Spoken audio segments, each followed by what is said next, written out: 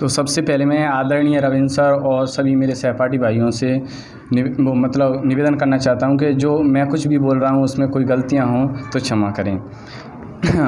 उनके लिए मैं थोड़ा सा शेयर कहना चाहता हूं जो 12th की परीक्षा दे रहे हैं, उसके पास फिर मस्तियां करते हैं। उनसे मेरा कहना है कि ऊंचे ख्वाबों के लिए दिल की गहराई से काम करना पड़ता है, कि ऊंचे ख्वाबों को पाने के लिए दिल की गहराई से काम करना पड़ता है। यूं ही नहीं मिलती सफलता यारों किसी को, यूं ही नहीं मिलती सफलता यारों किसी को, मेहनत की आग में दिन रात जलना पड़ता है।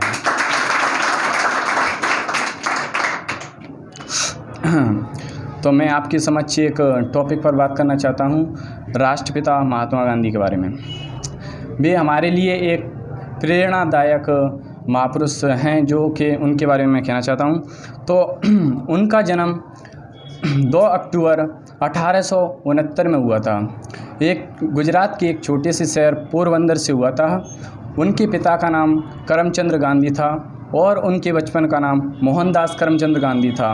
उनकी प्रारंभिक शिक्षा राजकोट से प्रारंभ हुई और उनके पिता करमचंद गांधी पोरबंदर, राजकोट और बीकानेर के दीवान थे।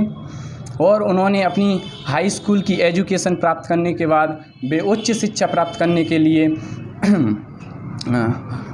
भावनगर गए थे। वहाँ से उनका मन थोड़ा सा विचलित होने लगा और उन्हें अपने परिवार वालों की और अपनी माँ, खासकर अपनी माँ पुतलीबाई की याद आने लगी। इसी के चलते वे वहाँ से अपने घर आ गए। तो फिर अपने घर आने के बाद उन्होंने सोचा और उनके करीबी रिश्तेदार दवे जी ने उन्हें इंग्लैंड जाने का सुझाव दिया।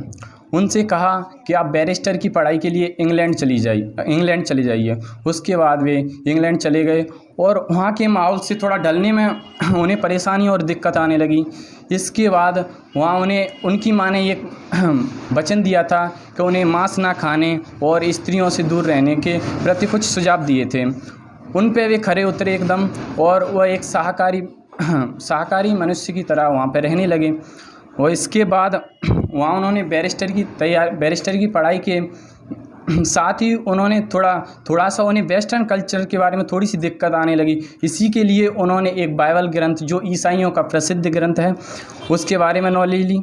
इसके बाद उन्होंने भारतीय दर्शन शास्त्रों के बारे में काफ़ी गहन अध्ययन किया था। इसके बाद उन्होंने भगवत गीता के बारे में उन्होंने एक कोर्स लिया था। कोर्स के तौर पर उन्होंने भगवत गीता को पूरा पढ़ा था। इसके बाद वह सभी धर्मों के बारे में संपर्क में आए थे।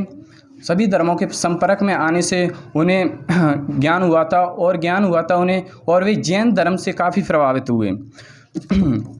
उन्हें सत्य अहिंसा की राह पर चलने के लिए वे महावीर स्वामी को अपना आइडल माना और सत्य अहिंसा के दौर पर चलने लगे। इसके बाद वे भारत लौटे। भारत लौटने के बाद उन्होंने भारत में उन्हें लॉ की पढ़ाई करनी थी।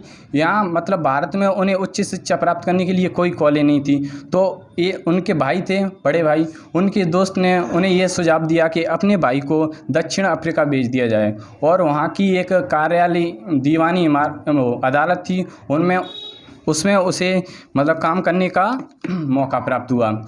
इसके बाद महात्मा गांधी जी ने अपने अहम 21 वर्ष दक्षिण अफ्रीका में व्यतीत किए थे और वहाँ के लोगों से परिचित हुए अच्छी तरीके से, और वहाँ के लोगों में स्वतंत्रता की जागरूकता फैलाई। और दक्षिण अफ्रीका में उन्होंने कई आंदोलन किए थे और वहाँ की जनता में उनके लिए एक अहम योगदान था और उनके प्रति बहुत।